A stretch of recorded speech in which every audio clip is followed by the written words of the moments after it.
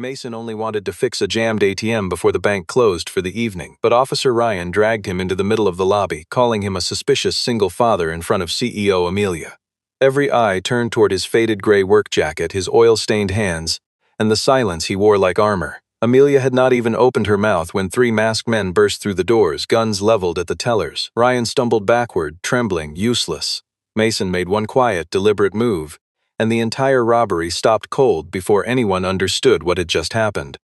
The bank stood on a quiet downtown corner of Chicago, its marble facade catching the last gray light of a rainy afternoon. Inside, the air felt colder than it should have, the kind of chill that came from too much polished stone and too little warmth between the people who worked there. Mason came through the side entrance reserved for maintenance staff, carrying a battered toolbox, a temporary access badge, and a single work order folded into his jacket pocket. He did not look up at the chandeliers or the marble columns. He never did. The premium ATM unit near the private banking lounge had been jamming transactions for 2 days, frustrating a string of wealthy clients who expected machines to behave as obediently as everyone else around them. The internal technical team had already tried twice and failed, which was the only reason anyone had bothered calling a contractor like Mason at all. He moved through the lobby without drawing a single glance, his gray work jacket faded at the elbows, his jeans dark and worn soft from years of kneeling beside server racks and cash machines. A few tellers recognized him from prior visits, vaguely aware that he had solved problems other technicians could not, though none of them could have said where he came from or what he had done before this. He said little, asked fewer questions than expected, and knelt in front of the broken machine with the calm of someone who had seen far worse problems than a frozen screen. His eyes moved quickly over the wiring, the card slot, the small diagnostic panel hidden behind a service door, and within minutes he understood that the failure was not a simple mechanical fault. It was something subtler, a narrow gap in the authentication layer that should never have existed in a branch handling accounts of this size. He made a brief note in a small notebook he kept for himself, choosing not to escalate the issue immediately. Causing alarm over a security gap was not his job today, and he had learned the hard way that drawing attention rarely ended well for a man who simply wanted to finish his work and go home. Across the lobby, Connor, the branch manager, paced near the entrance with his collar slightly too tight, checking his watch every few seconds. The chief executive of the entire banking group, Amelia, was due to arrive within the hour to review the new security upgrades following a wave of robberies across the region, and Connor wanted nothing out of place. He wanted polished floors, composed staff, and certainly not a maintenance worker in a faded jacket kneeling in the middle of the elite client area where Amelia would be walking.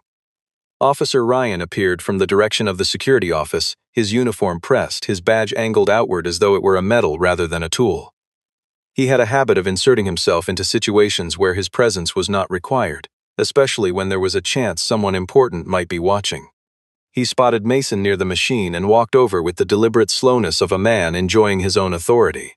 He asked loudly enough for nearby clients to hear what exactly Mason thought he was doing in a restricted client zone. Mason held out his work order without remark, expecting the simple piece of paper to end the conversation the way it always had before. Ryan barely glanced at it, his eyes already fixed on Mason's clothing, his scuffed boots, the grease lining his knuckles. He said, with a faint sneer curling at the edge of his mouth, that Mason looked more like someone wandering in off the street than an authorized technician. The remark landed in the quiet lobby with an unpleasant weight, drawing a few curious stares from clients waiting near the counters. Mason said nothing in response. He had long ago decided that some battles were not worth fighting in rooms full of strangers, especially when fighting back risked the steady, ordinary life he had built for himself after leaving a very different kind of work behind. For a brief moment his phone buzzed against his hip, a reminder to pick up his daughter Grace from her afternoon activity once his shift ended, and he silenced the screen without a second glance, tucking the thought away where it belonged.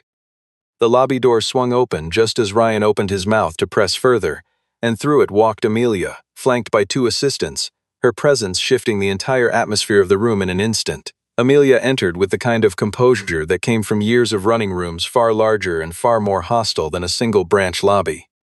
She had come personally to review the upgraded security measures the bank had promised after a string of robberies had rattled the financial district over the past several months, and she intended to see every detail with her own eyes rather than trust a summary report. Connor rushed toward her immediately, his greeting overly formal, his hands fidgeting at his sides as he gestured toward the renovated vault area, as though it might distract her from anything else happening in the lobby. Ryan, however, saw an opportunity rather than an obligation. He wanted Amelia to witness him enforcing order, to see him as the kind of officer who could not be fooled by appearances, and Mason had unwittingly become the easiest target in the room. He gripped Mason's arm and pulled him away from the ATM, guiding him into the open center of the lobby where every client, every teller, and now the chief executive herself could see him clearly. He asked, his voice pitched louder than necessary, whether Mason was actually authorized to be standing in this part of the building at all. Mason explained, calmly and without raising his voice, that he had been called in specifically to repair the malfunctioning unit. Ryan cut him off before he could finish, suggesting that paperwork like his could easily be forged by anyone determined enough to wander into a place like this. Connor, standing only a few feet away, could see plainly that the work order was valid, stamped and signed through the proper process. Yet he said nothing, unwilling to contradict Ryan in front of the woman who controlled his career. Amelia studied Mason carefully from where she stood. She noticed that he did not panic, did not raise his voice in protest, and did not over-explain himself the way a guilty or frightened person might. His stillness was unusual, almost unsettling in its steadiness, and it caught her attention far more than Ryan's posturing did. Ryan, sensing he had an audience, pressed further, remarking that Mason was likely just a struggling single father hovering near the cash machines out of desperation. The remark landed hard across the room, drawing uncomfortable silence from nearby clients and a visible tightening in Mason's jaw, though his hands remained steady on the strap of his toolbox. He did not strike back, did not raise his fists, did not even raise his voice, though something behind his eyes shifted in a way Amelia alone seemed to notice. Ryan ordered him to empty his toolbox on the counter for everyone to inspect. Mason replied evenly that he would allow it, provided it was done through proper procedure rather than spectacle. Ignoring him entirely, Ryan grabbed the box and overturned it onto the marble counter, sending tools clattering and skidding across the surface and onto the floor in front of dozens of watching strangers. Some onlookers regarded Mason with pity, while others studied him as though he might be a criminal caught mid-crime. He knelt without complaint and began gathering each scattered tool, his expression unreadable, his movements unhurried despite the humiliation unfolding around him.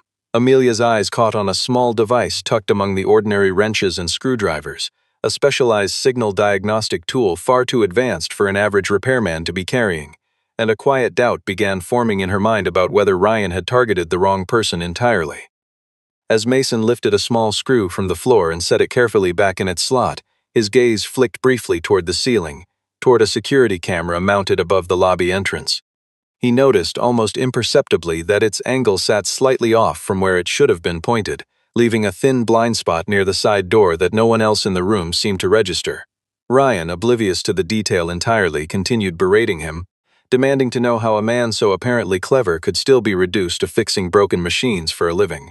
Mason said nothing, simply closing the lid of his toolbox with quiet finality, the question hanging unanswered in the cold lobby air as Amelia watched the entire exchange with a growing unease she could not yet name. While Ryan continued his quiet campaign of humiliation, Mason had stopped looking directly at him at all. Instead, his eyes drifted to the reflection on the glass partition separating the lobby from the private banking lounge, a habit he had carried from a different life, one where watching reflections often mattered more than watching faces. In that reflection, he saw three men positioned at odd, deliberate points around the room. One stood near the revolving door, another lingered close to the waiting area, and a third filled out paperwork at a side counter with far too much attention paid to everything except the form in front of him. None of them behaved like ordinary customers. Jack kept brushing his wrist as though checking a watch he was not actually wearing, a tell Mason recognized instantly. Logan's eyes drifted toward the ceiling cameras more often than toward any teller, and Carter had positioned himself directly within the blind spot created by the tilted camera above the entrance. Mason understood immediately that this was no coincidence. He set a small tool quietly against the edge of the ATM casing, a motion so subtle that no one in the lobby paid it any attention at all. Amelia happened to catch the gesture from where she stood, though its purpose remained a mystery to her in that moment. Ryan, still convinced he held complete control over the situation, stood squarely in front of Mason, oblivious to everything unfolding behind him. Mason quietly asked him to lower his voice, noting how many people were gathered nearby, but Ryan mistook the request for a challenge to his authority.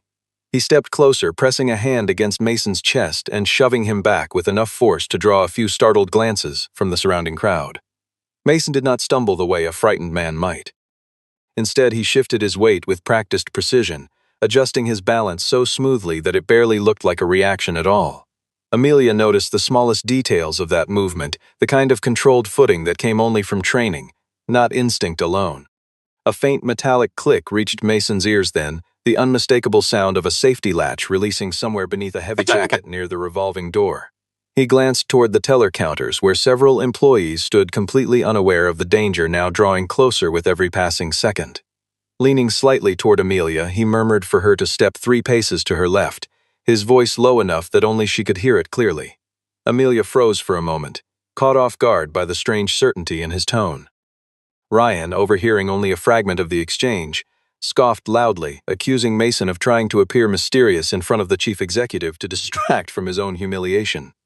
Mason offered no explanation in return. His attention had already shifted toward a wall clock whose glass surface reflected the area near the entrance with surprising clarity.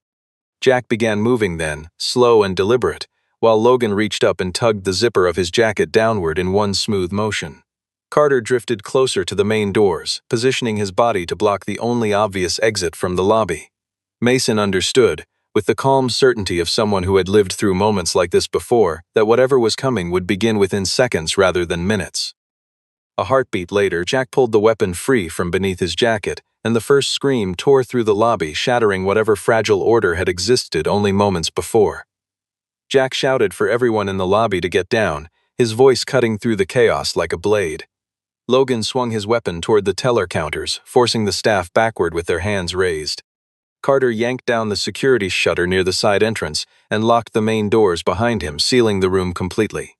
Panic spread instantly through the lobby, clients screaming, employees trembling. Connor's face draining of all color as he pressed himself against the nearest wall. Ryan, who only minutes earlier had been parading his authority in front of Mason, now stood frozen, his hands shaking at his sides. Jack noticed the uniform first and swung his weapon directly toward him, recognizing immediately that an officer represented the greatest threat in the room. Ryan raised both hands and stammered that he wanted no trouble at all, his voice cracking with a fear that contrasted sharply with the arrogance he had displayed only moments before. Mason lowered himself slowly to the floor, careful not to draw unwanted attention with any sudden movement. He kept one hand near his toolbox and the other open and visible, signaling clearly to the armed men that he carried no weapon and posed no threat. Amelia, following the instruction Mason had given her earlier, had already shifted to the safer position he suggested, and she realized with a chill that she would have been standing directly in Logan's path had she ignored him. Jack turned his attention to Connor, demanding that he open the secondary vault immediately. Connor explained, voice trembling, that the vault operated on a timed lock that could not simply be overridden on command. Jack refused to believe him and slammed his fist against the counter hard enough to send a fresh wave of panic through the staff. Logan, growing increasingly unstable, threatened to shoot someone if the vault did not open within seconds. Mason spoke then, his tone steady and unhurried, explaining plainly that threats would not unlock a timed mechanism no matter how loudly anyone shouted. Jack's eyes snapped toward him immediately. Ryan quickly insisted that Mason was nothing more than a repair technician with no relevance to the situation, but Jack had already noticed something unusual in the calm of the man kneeling near the ATM. He asked Mason directly whether he had the ability to override the system. Mason answered simply that he was only there to fix a broken machine. Logan, frustrated and impatient, kicked Mason's toolbox hard enough to send a single tool skidding across the floor toward Amelia's feet. Mason glanced toward her quickly, a silent warning not to reach for it, and she understood immediately, remaining perfectly still where she stood.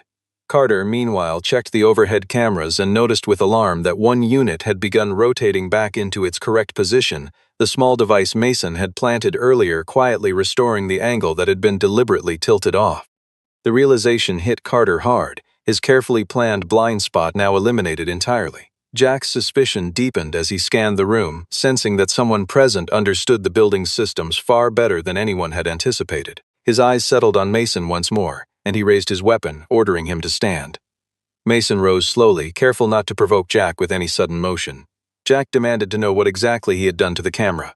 Mason answered plainly that he had only corrected something that had been positioned incorrectly. The simple answer carried a weight far heavier than its words suggested, and Jack understood immediately that Mason had already seen through part of the plan. Logan, eager to force compliance through fear, lunged forward to strike him. Mason did not dodge too early or too obviously. He simply rotated his shoulder a fraction of an inch, letting the blow pass through empty air as though it were nothing more than an accident. The movement was so small, so quick, that it barely registered as deliberate at all. Amelia saw it clearly and felt a chill move through her. Ryan saw it too, yet failed entirely to understand what he had just witnessed. Jack ordered Mason to unlock the transaction system immediately. Mason warned him that bypassing the wrong security layer would silently alert real law enforcement without triggering any visible alarm. Jack accused him of bluffing. Mason gestured toward the panel near the ATM and explained that the outdated system carried an 8-second delay built into its design. Jack asked how he could possibly know such a specific detail. Mason offered no answer. Carter moved to inspect the panel himself. Mason tilted his toolbox slightly with the edge of his boot, sending a small screwdriver rolling precisely into the gap of the ATM's side panel. When Carter yanked the unauthorized connection cable loose, the secondary protective circuit activated instantly, locking down every transaction terminal in the branch. The lights along the machine shifted into a silent alert mode. No siren, no flashing warning, only a quiet signal already traveling outward to the authorities beyond the building. Mason had accomplished it all with a single small motion, tilting his toolbox just enough to send that screwdriver into the precise place it needed to land. Jack realized with mounting fury that the planned theft of electronic funds had already collapsed entirely. Logan, enraged, swung his weapon toward Mason directly. Mason told him quietly that if he pulled the trigger, the security door behind him would lock shut for 10 full seconds without warning. Logan did not believe him. Moments later, the door behind him slammed closed on its own, the sound sharp and sudden in the tense silence of the lobby. Logan spun around in shock, and in that single distracted instant, Mason stepped forward, redirected Logan's wrist away from the crowd, and locked his arm against the edge of the counter using nothing more than the angle of his own elbow. There was no excessive violence in the motion, only precision, only control, the kind of certainty that came from years of training rather than rage. Jack raised his own weapon to fire, but Amelia, acting on instinct she did not fully understand herself, shoved a nearby chair into his path, throwing off his aim at the critical moment. Mason seized the opening immediately, pulling Logan in front of him as a temporary shield, leaving Jack with no clear angle to fire without risking his own partner. Carter attempted to bolt toward the exit, but the restored camera above the door had already captured his face clearly for anyone watching the security feed. Ryan remained motionless on the floor throughout the entire exchange, offering no assistance whatsoever to anyone trapped in the chaos around him. In the heavy silence that followed, Jack finally understood what had truly happened. The man Ryan had dismissed only minutes earlier as a poor, insignificant repairman had quietly dismantled their entire plan from the inside, locking all three of them into the very trap they had built for everyone else. Mason did not chase after anyone or make a show of his control over the situation. His only concern in that moment was the safety of everyone still trapped inside the lobby. He instructed people calmly to remain low, stay away from the glass partitions, and avoid shouting or sudden movement that might startle anyone still armed. His voice carried a quiet authority that made people listen without needing to be told twice. Amelia watched the contrast unfold in front of her with stark clarity. Ryan held a title and a uniform, yet he had crumbled the moment real danger arrived. Mason held no official authority within these walls at all, and yet everyone in the room instinctively trusted him. Jack attempted to negotiate, demanding that Mason clear a path for their escape. Mason told him plainly that law enforcement was already on its way, and that Jack had only one reasonable choice left, to set down his weapon before Logan's wrist suffered serious damage from the angle it remained locked in. Logan winced, the pain in his arm confirming that Mason had identified the exact pressure point without hesitation. Mason eased the pressure just enough to prevent lasting injury while keeping Logan completely unable to grip a weapon, a small mercy that revealed he was not interested in cruelty, only control. Carter, desperate, attempted to grab Amelia as a hostage to bargain his way out. Mason had already anticipated the possibility. He murmured to Amelia to duck at precisely the right moment, and she trusted him without question. Carter lunged forward and caught his foot against the strap of a tool bag Mason had deliberately positioned earlier, sending him sprawling across the floor as his weapon skidded out of reach entirely. Jack remained the most dangerous threat left standing. He turned his weapon toward Connor instead, ordering Mason to back away from him slowly. Mason retreated step by step, yet each motion subtly forced Jack to rotate his body toward the secondary security door behind him. Amelia began to understand that Mason was deliberately guiding Jack into a trap of his own making. Mason spoke again, his voice low but unwavering, telling Jack that he had chosen the wrong bank, the wrong day, and most certainly the wrong repairman to threaten. The words were not boastful, only precise, carrying the weight of absolute certainty. A red light near the secondary door began flashing steadily. Outside, real law enforcement officers had already received the signal sent earlier and were closing in on the building. Jack heard the muffled sound of a loudspeaker outside demanding surrender, and for the first time since the robbery began, his composure cracked. Mason stood directly in front of him, his eyes steady, unblinking, refusing to look away even as Jack's grip tightened around his weapon in a final desperate moment of hesitation. Outside the building, the police prepared to force the doors open. Mason did not want them rushing in too quickly while so many civilians remained inside. He reached for an internal phone line near the teller counter and entered an old code from memory, one he had not used in years. The signal connected directly to the responding tactical unit outside, and the officer who received it changed his tone instantly upon hearing it. He recognized the sequence as belonging to a long-discontinued high-level bank security training program that had ceased operating years earlier. Jack overheard fragments of the exchange and began to understand that Mason was no ordinary technician at all. Amelia caught a few key words drifting through the tense air, terms like consultant, emergency override, and anti-robbery protocol. Ryan lay on the floor nearby, his face pale, recalling with growing dread how he had boasted to Amelia earlier that very day about understanding the bank's robbery protocols better than anyone else in the building. Now it was clear that the person actually operating that protocol was the very man he had humiliated only an hour before. Mason guided the responding officers toward a safe entry angle, instructing them clearly not to fire unless absolutely necessary. The request deepened Amelia's growing respect for him, recognizing that he had no desire to turn this crisis into a tragedy. Jack made one final desperate lunge toward Amelia, but Mason simply turned his body, using the strap of his toolbox to pull Jack's arm sideways, sending his weapon clattering into the narrow space beneath the counter.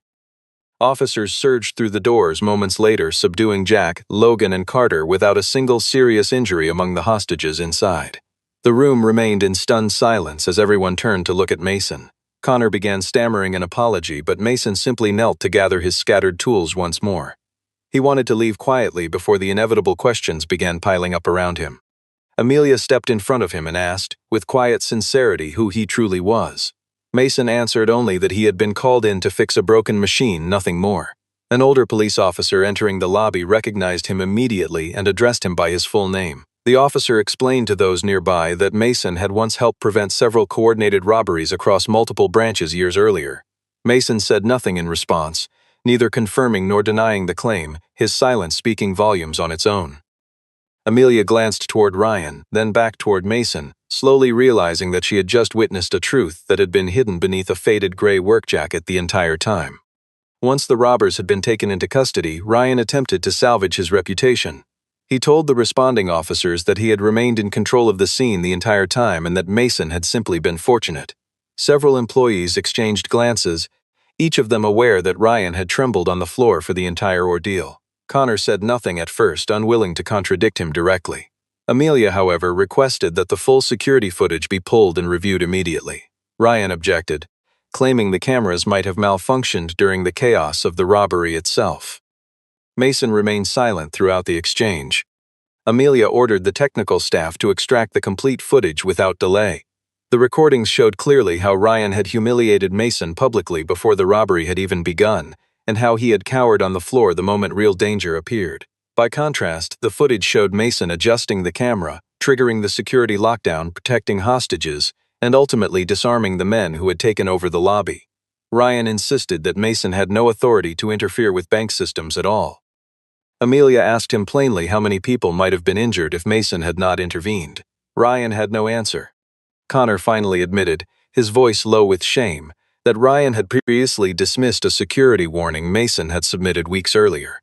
Mason had flagged the tilted camera and the blind spot near the revolving door, but Ryan had brushed the report aside, insisting that a repair technician had no business offering opinions on security matters. That overlooked blind spot, it turned out, was the very reason the robbers had selected this branch in the first place. Jack, while being escorted out by officers, confirmed as much, stating openly that their plan had relied entirely on that exact gap in coverage. The revelation struck Ryan like a final blow. Amelia understood now that his arrogance had nearly transformed her bank into a scene of real bloodshed. She suspended him on the spot, demanding he surrender his security credentials immediately. Ryan looked toward Mason with bitter resentment, Though he found no words worth saying aloud, Mason felt no satisfaction in the outcome. He simply told Ryan that authority meant little if a person never learned to listen before placing others' safety in his hands. Ryan was escorted out of the lobby through the very same doors he had once forced Mason to stand near in disgrace. The bank slowly settled into a fragile calm. Clients were escorted out for counseling, and staff members received water and quiet reassurance from emergency responders. Amelia chose to stay rather than leave the scene the way a less invested executive might have done. She found Mason in the small technical room behind the lobby, quietly finishing the repair on the ATM as though the events of the past hour had never happened at all. She found it almost unbelievable that after everything, he had returned to complete the very task that had brought him there in the first place. She apologized for allowing Ryan to humiliate him so publicly in front of everyone. Mason replied simply that she was not the one who had dumped his tools onto the floor. Amelia countered that anyone with authority who stood silently in that room carried a share of the blame as well. The remark revealed a depth of character Mason had not expected from her. He looked at her a moment longer than he had before, recognizing that she was more than the composed, distant executive she had first appeared to be. She asked why someone with his evident skill chose to spend his days repairing cash machines instead. Mason explained that ordinary work let him return home on time, away from midnight phone calls and rooms filled with the echo of gunfire. He mentioned only briefly that he had a quiet life he needed to protect, careful not to dwell any further on the people waiting for him there. Amelia did not press him for more details about his past. She simply asked whether he had once left his former line of work because of something that happened to him. Mason did not answer directly. He said only that there were days when a person saved everyone in the room, yet still carried the memory of the one person they could not save in time. Amelia understood then that he carried a weight far heavier than his calm exterior suggested. The tension in the room softened, though an unspoken heaviness lingered between them. Mason finished the repair and the ATM screen flickered back to life, glowing steady and blue, a small symbol of order restored after chaos. Amelia offered him a position as senior security consultant across the entire banking network. Mason declined immediately, explaining that he had no desire to return to that world again. She did not push him further, simply handing him her card and telling him she would be ready to listen whenever he felt ready to talk. Mason took the card and slipped it into his jacket pocket, though he did not turn to leave right away. It seemed as though the entire ordeal had finally come to a close, but Mason noticed something unusual while reviewing the system logs one final time. The robbers had not been after cash alone. They had also attempted to access a data drive containing sensitive information about premium clients and a schedule of upcoming large transfers. Mason recognized that someone inside the bank had supplied details of the security layout to the men who had stormed the lobby. Ryan, for all his arrogance and cowardice, did not seem clever enough to design such a plan alone. Amelia listened closely as Mason laid out his reasoning, her expression growing more serious with every word. Connor revealed that a security audit document had gone missing several weeks earlier, and the person who had signed for it was none other than Ryan himself. It seemed likely that Ryan had either bragged carelessly somewhere public or had been bribed outright for the information. Mason refused to draw conclusions too quickly. He asked Amelia to lock down all secondary access privileges immediately, and she agreed without hesitation, trusting his judgment over the bank's usual layers of bureaucratic procedure. Outside the building, a traffic camera recorded an unfamiliar vehicle vanishing from view shortly after the robbery began, suggesting an outside coordinator had been involved from the very start. Mason suspected that the robbery they had just survived might have only been a test run. The true target, he believed, could be a far larger transfer scheduled for the following day. Amelia felt a chill settle over her upon learning that the bank was due to process a transaction worth hundreds of millions of dollars the very next morning. Mason told her plainly that if he walked away now, whoever stood behind tonight's failure would simply try again. Amelia asked what he intended to do about it. Mason glanced at the clock, then surveyed the lobby still littered with the remnants of chaos. He told her he would stay one more night, not out of loyalty to the company, but for the sake of everyone who had nearly lost their lives there only hours earlier. Amelia locked the conference room door behind them, and Mason unfolded a detailed schematic of the bank's entire security layout across the table between them. Mason examined every camera feed, every blind spot, and every login record from the days leading up to the robbery. Amelia assisted using her executive privileges, unlocking data that Mason alone could never have accessed on his own. Together they discovered that a single internal account had disabled the secondary alert system for exactly 42 seconds shortly before the robbery began. The account belonged to a regional security manager rather than Ryan himself, meaning someone with far greater authority had opened the door for the attack to proceed. Ryan, it appeared, had merely been the final signature on a plan engineered by someone above him. Amelia felt a surge of anger at the realization that her own system had been betrayed from within. Mason advised her against reacting purely from emotion, explaining that whoever orchestrated this was likely hoping she would panic and make a costly mistake. Amelia looked at him, recognizing that this was a kind of experience no business education could teach. They contacted the investigating detective assigned to the case, though Mason insisted on withholding a portion of what they had uncovered. He reasoned that revealing everything too soon would alert the inside source that their scheme had already been discovered. Amelia faced a difficult choice between trusting Mason's instinct and following standard corporate protocol. She chose to trust him completely. That same night, Ryan attempted to place a call to an unknown number, unaware that police surveillance had already flagged his communications. The call revealed that Ryan owed a significant debt and had sold maintenance schedule information in the past, though he had never anticipated that his carelessness would escalate into an armed robbery. This revelation reframed Ryan not as the sole villain of the story, but as a foolish man manipulated by someone far more dangerous.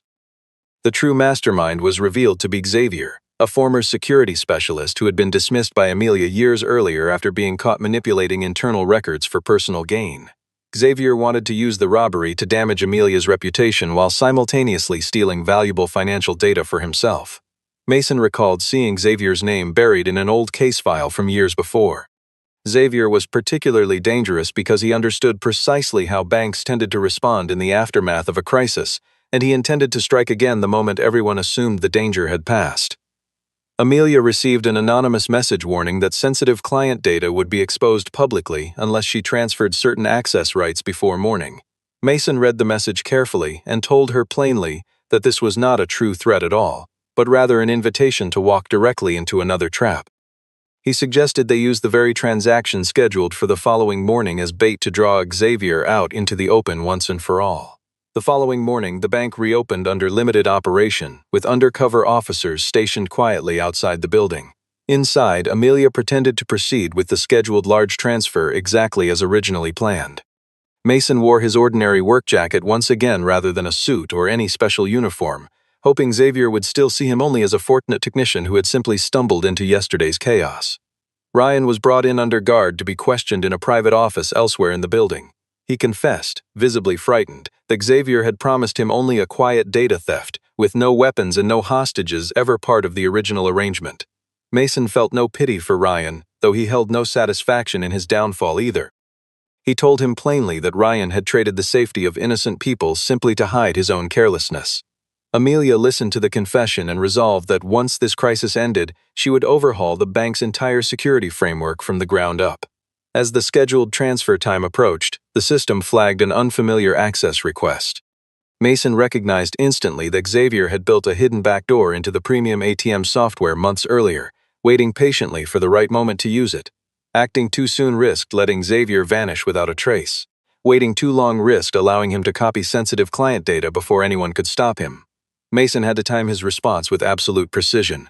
Amelia stood beside him, watching lines of code move steadily across the screen. Xavier sent a taunting message, claiming that a mere repairman could never outmaneuver the very man who designed the trap in the first place. Mason allowed himself the faintest smile. He replied that Xavier had made one critical mistake, building a trap meant for someone who panicked rather than someone who remained patient. Mason used the very same ATM flaw that had drawn him into the bank in the first place, allowing Xavier to believe he had successfully broken through. In reality, the data had been quietly redirected into a decoy storage system built specifically for this purpose. The moment Xavier attempted to download the files, the responding server traced his signal directly back to an abandoned office building near the bank.